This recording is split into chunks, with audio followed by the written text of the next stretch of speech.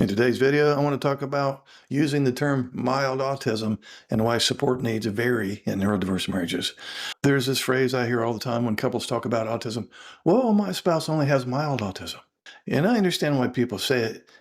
The person may have a career, they're probably highly intelligent, they manage money, they drive a car, they raise children, they fix things around the house, they run a business, they have advanced degrees, and they may even be funny and articulate and responsible and successful and so on, right? And people outside the marriage may even say, really? I never would have guessed they were autistic. But then the neurotypical spouse thinks, well, you don't live with what I live with. And this is where the word mild can become terribly misleading, because autism can look mild to the outside world, while its impact inside an intimate relationship is anything but mild. So today, I want to explain why I think we need to move away from asking, how mild or severe is the autism? And start asking a much more useful question, which would be, where does this person need support? And how much support do they need in this particular situation? That change may sound small, but for a neurodiverse marriage, it can change almost everything. Here's the problem with mild. Imagine someone who performs very well at work. They have routines, their responsibilities are clearly defined, expectations are reasonably predictable, they know their role, they may even have an office and headphones and scheduled breaks or long periods where they can work independently. And then they come home. Now, their children make a noise, dinner needs to be figured out, someone wants emotional connection, plans have changed again, the dishwasher's leaking, a spouse is upset about something that happened 3 days ago, there are facial expressions to interpret, competing priorities to manage, sensory stimulation everywhere, and no written instructions explaining what is expected. Suddenly, the person who seemed completely capable at work begins to crumble. The neurotypical spouse says, well, can you please help me? And they respond, oh, just tell me what you want me to do. And the spouse thinks, oh, why should I have to tell you? Can't you see what needs to be done? It's right there in front of you. And the conflict begins. Oh boy, this isn't necessarily laziness on the ASD spouse's part, and it's not selfishness, and it certainly doesn't mean that the neurotypical spouse is wrong for feeling exhausted. The problem is that we're looking at functioning as though it were one global ability. It is not. A person can have extraordinary abilities in one area and substantial support needs in another. Can you believe that? Now let's look at executive function and how it can be an invisible disability. No, I didn't say condition. I said disability. One of the most important areas couples need to understand is executive functioning. Executive functions help us initiate tasks, shift attention, prioritize competing demands, remember what needs to happen next. It helps us estimate time and organize multiple steps and adapt when circumstances suddenly change. An ASD spouse may understand perfectly well how to perform every individual household task and still struggle tremendously with seeing, organizing, initiating, and sequencing those tasks without external structure. And here's where things get painful.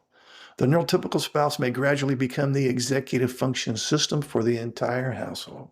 They remember the appointments. They anticipate what the children need. They initiate difficult conversations. They plan holidays. They notice the groceries are running low. They remember the permission slip. They recognize that the relationship itself needs attention.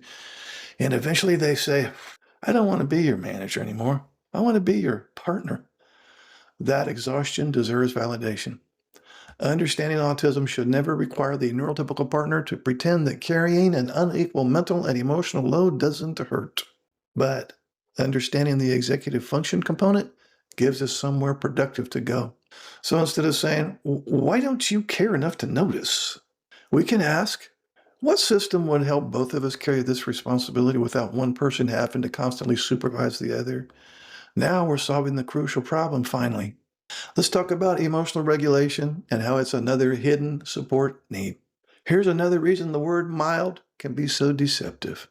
Someone may communicate beautifully when calm, but struggle dramatically once their nervous system becomes overwhelmed. During conflict, their ability to process language decreases. Their thinking may become rigid. They may need substantially more time to formulate a response. They may withdraw, go silent, become defensive, repeat themselves, leave the room, or desperately try to end the conversation. But the neurotypical spouse experiences this very differently. The neurotypical may think, every time I try to talk about my feelings, you disappear. The autistic partner may be experiencing something closer to, my brain is overloaded. I can't process everything you're saying quickly enough. Both experiences can be true, and that sentence is important. Both experiences can be true. The autistic spouse's nervous system may genuinely be overwhelmed, and the neurotypical spouse may genuinely be emotionally injured by repeated withdrawal. We don't have to invalidate one person to understand the other. Now, let's look at sensory overload and how it changes what a person can give. We're going to add sensory processing to the equation now. Imagine you've spent 8 hours navigating fluorescent lights, conversations, interruptions, traffic, smells, background noise, social expectations, and the constant effort of monitoring how you're coming across to other people. And then you walk through the front door at the end of the day and your nervous system is finished. Now your neurotypical spouse has been waiting all day to connect with you and they say, "Hey, can we talk?" And everything inside the ASD spouse says, "Not another talk." Then the neurotypical spouse, understandably so, hears rejection. Then the autistic spouse experiences overload. Do that just occasionally and it's frustrating, but do it repeatedly for 10 or 20 years and it can become a major attachment injury. This is why support needs matter more than labels. The useful question is not, "How autistic are you?" The useful question can be, "What overwhelms your nervous system?" Or, "How do we recognize overload before shutdown?" Or, "What recovery time do you need?" And how can we protect our connection so that your need for recovery doesn't become my chronic loneliness? Those questions actually improve everything. Now we're going to talk about alexithymia, which creates another invisible gap. Alexithymia involves difficulty identifying, differentiating, or describing internal emotional states. So imagine your NT spouse asks, "Well, what's wrong?" And you generally don't know. You know something is happening internally. Maybe there's tension in your chest. Maybe you're irritable. Maybe you want everyone just to leave you alone. But you can't translate those internal signals into, I felt embarrassed during that conversation, and now I'm afraid you're disappointed in me. No. So instead you say, nothing. I don't know that anything's wrong. And then your NT spouse looks at your face and thinks, "No, something's definitely wrong." So then the NT spouse asks again, "Well, are you sure nothing's wrong? It seems like something's wrong." Then the ASD spouse becomes more overwhelmed. They become more anxious. They become more defensive. And now there's something wrong. Eventually, both people are fighting about something neither person had accurately identified. That's not a character defect, okay, but it's also not harmless. Now, if alexithymia repeatedly prevents emotional repair, the relationship needs a strategy for that support need. Maybe the autistic partner needs 20 minutes before answering emotional questions. Maybe they need an emotion wheel. Maybe they need to communicate better initially through writing. Maybe the couple learns to replace, "Tell me how you feel right now," with, "You don't have to know yet. Can we come back to this later tonight?" That's accommodation without abandonment. We're supporting neurological differences while still protecting the relationship. Now we're going to talk about why high masking makes this especially confusing. This becomes particularly important in late diagnosed relationships. A high masking autistic adult may have spent decades learning how to appear socially comfortable. They may have learned scripts for conversations. They may have learned how to have eye contact or how to be funny, social etiquette, and so on. Then the NT spouse sees something that's very confusing. The ASD spouse can talk to coworkers. They can attend meetings. They can give presentations. They can be charming at neighborhood gatherings. But afterward, they come home and have nothing left for the NT spouse.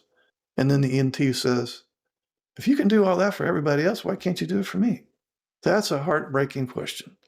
The answer isn't that the autistic partner values strangers more than you. It's that masking costs energy. The world sees performance. The NT spouse sees the recovery. And unfortunately, the person closest to them can end up receiving whatever is left after the nervous system has spent the day meeting external demands. That explanation matters, but explanation can't become an excuse for chronic relational neglect. If the relationship consistently receives the leftovers, something has to change. Now let's talk about replacing labels with a support map. So instead of saying, "Oh, my spouse has mild autism," I would encourage couples to build what I call a support map. Look at the actual areas of life that affect your relationship. How much support is needed with executive functioning? How much with emotional identification? How much with emotional regulation? How about sensory recovery, perspective taking, transitioning between activities, household management, initiating affection or connection, repairing conflict? And here's the most important part: The answer may be completely different in every one of those categories. Someone might need no support professionally, but significant support during emotionally charged conversations. They may manage finances beautifully, but struggle with spontaneous changes. They may be deeply loving, but rarely initiate affection. They may understand their NT spouse intellectually, but struggle to recognize what their spouse needs emotionally in the moment. That profile tells us far more than the word mild ever could. Now let's talk about what couples can do differently. Once you identify the support need, build a system around it. If executive functioning is the issue, don't rely entirely on verbal reminders. Create shared calendars, visible task systems, recurring responsibilities, clear ownership. If sensory overload is the issue, build decompression time into the day, but don't allow decompression to quietly consume the entire evening. You might agree that the autistic partner gets 30 minutes after work to regulate, followed by intentional reconnection. Now, if emotional processing is delayed, stop demanding immediate emotional answers during conflict, for the love of Pete. Create a predictable return time. I can see you're overloaded right now. Let's stop for now, but let's come back to this like 7:30 tonight. That protects both people. One partner gets processing time, the other gets reassurance that the conversation hasn't simply disappeared. Now, if alexithymia is interfering with emotional intimacy, make feelings more concrete. Instead of asking, how do you feel about blah, blah, blah? Try asking, do you feel more disconnected, overwhelmed, worried, angry, or confused right now? Sometimes recognition is so much easier than spontaneous identification. Now let's talk about how validation must go both ways. This is one final piece I don't want us to lose. When autism is discovered later in a marriage, couples sometimes swing too far in one direction. Everything becomes about understanding the autistic spouse. And the neurotypical spouse thinks, what about what happened to me? That question deserves an answer. Understanding autism does not erase years of loneliness. It doesn't erase birthdays that felt forgotten, or conversations that never got repaired, or emotional needs that went unanswered, or years of carrying the invisible workload of the family. The neurotypical spouse may need validation, support, recovery, and significant changes in the relationship. But at the same time, the autistic spouse may be discovering that behaviors they spent a lifetime being criticized for weren't moral failures at all. They may be grieving too. They may be realizing how hard they've worked simply to function in environments that constantly overloaded them. This is why blame isn't enough, but neither is explanation. We need understanding plus responsibility. We need compassion plus change. We need accommodation plus reciprocity. So maybe it's time to stop asking, is autism mild, moderate, high functioning, low functioning, level 1, 2, 3, 4? Because that question tells us remarkably little about what happens inside a marriage. Instead, ask, what are the support needs? What happens under stress? What happens during conflict? What happens after 8 hours of masking? What happens when plans suddenly change? What happens when emotional language is required? What happens when sensory overload collides with the spouse's need for connection? Those answers reveal the relationship you're actually living in. And once those needs become visible, something important happens. The neurotypical spouse can begin to realize, oh, I wasn't imagining how difficult this has been. And the autistic spouse can begin to realize, I'm not simply failing at marriage. There are specific areas where my brain needs different strategies. Then the conversation can finally move away from who's the problem toward what does this marriage need in order for both of us to thrive? That's a much bigger question. That's a much better question. Now, if you're in a neurodiverse marriage, here's something you can try this week. Sit down separately and identify the 3 areas of your relationship where you believe additional support is most needed. Don't diagnose each other. Don't assign blame. Simply identify the situations that repeatedly overwhelm the relationship. Then compare your answers. You may discover that what you've been calling a personality problem, or a motivational problem, or a love problem, or narcissism is actually a support needs problem. And support problems can often be approached very differently. Now, if this video helped put words to something you've been experiencing, subscribe to the channel. In upcoming videos, we're going to keep exploring the hidden dynamics of neurodiverse relationships, and most importantly, what couples can actually do about them.